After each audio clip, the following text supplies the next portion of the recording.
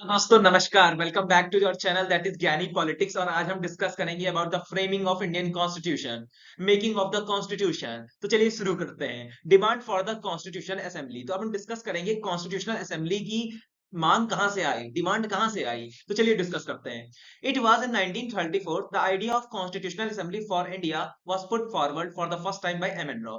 तो देखिए, पहली बार कॉन्स्टिट्यूशनल असेंबली का जो आइडिया है बढ़ावा मिला 1934 में बाय एम एन रॉय। अब एम एन रॉय कौन थे? फर्स्ट पर्सन थे जिन्होंने कम्युनिस्ट मूवमेंट इंडिया में शुरू किया था। In year 1935 Indian National Congress for the first time officially demand a constitutional assembly. अब देखिए, इनके बाद 1935 में जो इंडियन नेशनल कांग्रेस ने उसने ऑफिशियली डिमांड रखी कि कॉन्स्टिट्यूशनल असेंबली बनाई जाए for framing the constitution of India. अब इसके बाद फिर भी ब्रिटिश सरकार ने कोई एक्शन नहीं लिया। उसके बाद 1938 में हमारे जवाहरलाल नेहरू आए। तो उन्होंने क्या रहा?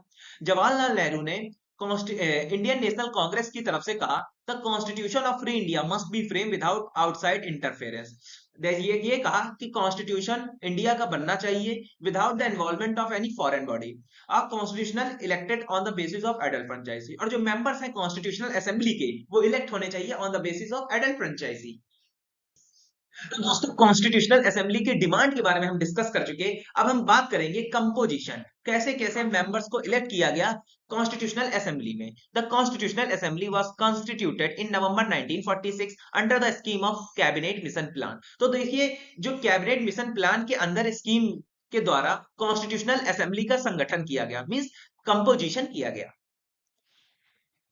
तो दोस्तों, अभी हमने डिस्कस किया कंपोजिशन ऑफ कॉन्स्टिट्यूशन असेंबली, और इसके कुछ मेजर पॉइंट्स हैं वो भी अब हम डिस्कस कर लेते हैं। बेसिकली पहला मेजर पॉइंट है the total strength of the constitutional assembly was 389। तो टोटल स्ट्रेंथ थी जो कॉन्स्टिट्यूशन असेंबली की वो 389 मेंबर्स की थी, जिसमें से 296 सीट्स दी गई थी ब्रिटिश इंडिया को और 93 सीट्स प्रिंसली स्टेट्स को। अब जो ब्रिटिश इंडिया को 296 सीट्स दी गई उसमें से 292 मेंबर्स लिए जाने थे 11 गवर्नर्स के प्रोविंसेस थे और 4 मेंबर्स लेने जाने थे चीफ कमिश्नर के प्रोविंसेस से।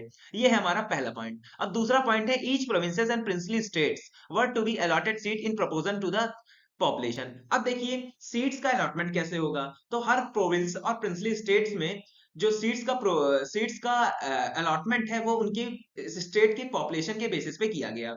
एंड रफली one seat will be allotted over every million population, मतलब 10 लाख पे एक सीट का प्राविधान रखा गया। Third, seats allocated to each British provinces were divided among 3 principal communities, 6 Muslim generals. अब देखिए, जो सीट अलॉटेड की गई ब्रिटिश प्रोविंसेस में उनको 3 कैटेगरी में डिवाइड कर दिया गया। पहली थी हमारी मुस्लिम, दूसरी थी सिख, तीसरी थी जनरल। अब जनरल में मुस्लिम और सिख के अलावा सब आते हैं। The representatives of princely states were to be nominated by the heads of the princely state.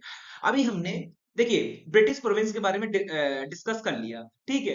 अब हम प्रिंसली स्टेट्स के बारे में डिस्कस कर रहे हैं। तो जो मेंबर्स हैं प्रिंसली स्टेट्स के, उनको नॉमिनेट किया जाता था on the heads of the princely state. अब हेड कौन थे? Basically governor, viceroy are the heads of our princely states. तो दोस्तों, changes by the independence act. अब देखिए, कॉन्स्टिट्यूशनल असेंबली में कुछ चेंजेस किए गए रिगार्डिंग द इंडिपेंडेंस एक्ट। अब उसके बारे में हम डिस्कस कर लेते हैं। The representatives of princely state who had stay away from the constitutional assembly gradually joined up. अब देखिए, जो रिप्रेजेंटेटिव्स थे, जो प्रतिनिधि थे प्रिंसली स्टेट के, जो कि अभी तक दूर रहे थे कॉन्स्टिट्यूशनल असेंबली में, इस एक्ट के आने के बाद उन्होंने इंडिपेंडेंस एक्ट के आने के बाद उन्होंने कॉन्स्टिट्यूशनल असेंबली को ज्वाइन कर लिया। अब कब ये ज्वाइन किया? अब देखिए, on 28 April 1947 representatives of 6 state were to be the part of the assembly. अब देखिए, 28 अप्रैल 1947 के बाद से 6 स्टेट्स के रिप्रेजेंटेटिव्स कॉन्स्टिट्यूशनल असेंबली को ज्वाइन करते हैं। After the acceptance of Mountbatten plan 3 June 1947 the partition of the country done. अब देखिए, जो माउंटबेटन प्लान है याद रखिएगा, 3 जून 1947 को एक्सेप्ट कर लिया गया और उसके बाद इंडिया का पार्टीशन कर दिया गया। The representatives of most of the princely state took there seats in the assembly. अब जो प्रतिनिधि थे प्रिंसली स्टेट्स के, बहुत सारे प्रतिनिधि थे, उन्होंने सीट्स अपनी हासिल कर ली कॉन्स्टिट्यूशनल असेंबली में। The Indian Independence Act 1947 made the following 3 changes in the position of assembly। तो देखिए, इस एक्ट के आने के बाद मेजरली 3 चेंजेस किए गए थे जो हमारी कॉन्स्टिट्यूशनल असेंबली है, वही डिस्कस कर लेते हैं। The assembly was made with full servant body would could not be frame any constitution it place. अब देखिए, जो कॉन्स्टिट्यूशनल असेंबली है उसको हाई अथॉरिटी दे दी गई और it can now going to be frame constitutional assembly, और ये बस।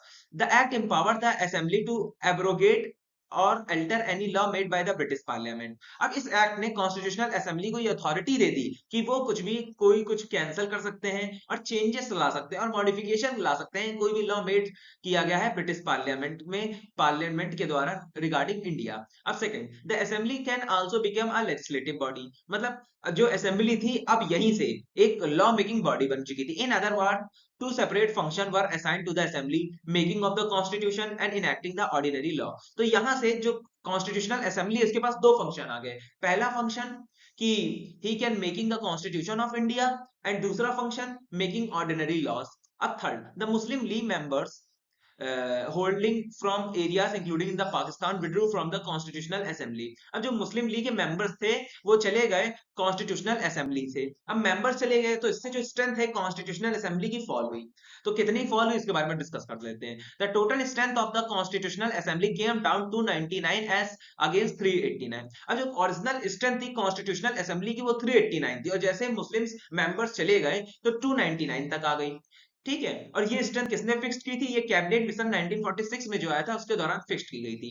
The strength of Indian provinces was reduced from 296 to 229। अब ऐसे ही ब्रिटिश इंडियन प्रोविंसेस और प्रिंसली स्टेट्स की भी स्ट्रेंथ रिड्यूस हुई। देखिए इंडियन प्रोविंसेस की जो स्ट्रेंथ थी वो 296 से गिरकर 229 आ गई और प्रिंसली स्टेट की 93 से गिरकर 70 आ गई। The state wise membership of the assembly on 31 दिसंबर 1947। अब state wise membership constitutional assembly में देना शुरू कर दिया गया था 31 दिसंबर 1947। तो हमारी वीडियो का आखिरी टॉपिक है other functions of the Constituent Assembly. In addition of the making of the Constitution, enacting the ordinary law, the Constitution Assembly has also performed following function। देखिए अब पहले में हमने डिस्कस किया कॉन्स्टिट्यूशनल असेंबली के पास दो फंक्शन आ गए थे। पहला फ्रेमिंग ऑफ इंडियन कॉन्स्टिट्यूशन, दूसरा इनेक्टिंग लॉज, क्योंकि ये एक लेजिस्लेटिव बॉडी बन गई थी। इसके अलावा भी कॉन्स्टिट्यूशनल असेंबली के पास कुछ फंक्शंस थे। पहला, it rectify the Indian membership of the commonwealth in May 1949। अब मई 1949 में इन्होंने कुछ चेंजमेंट कॉज किए, मॉडिफिकेशन किया regarding the Indian membership in commonwealth. Second, it adopted the national flag on 22 July 1947। अब देखिए अदर फंक्शन में बहुत इंपॉर्टेंट आता है कि 22 जुलाई 1947 में कॉन्स्टिट्यूशनल असेंबली ने नेशनल फ्लैग अडॉप्ट किया। अब जनवरी 24 1950 को दो काम हुए कॉन्स्टिट्यूशनल असेंबली के द्वारा। पहला नेशनल एंथम स्वीकार किया गया और दूसरा नेशनल सॉन्ग स्वीकार किया गया। Fifth, it elected doctor Rajendra Prasad as the first president of the constitution. अब देखिए इन्होंने डॉक्टर राजेंद्र प्रसाद को पहला प्रेसिडेंट सिद्ध किया कॉन्स्टिट्यूशन का। तो दोस्तों धन्यवाद अभी तक मेरी वीडियो के साथ रहने के लिए। अगर आपको मेरा कंटेंट पसंद आया हो तो लाइक कमेंट सब्सक्राइब कीजिए। सो दोस्तों राधे राधे, और इसका पार्ट सेकंड जल्द आएगा।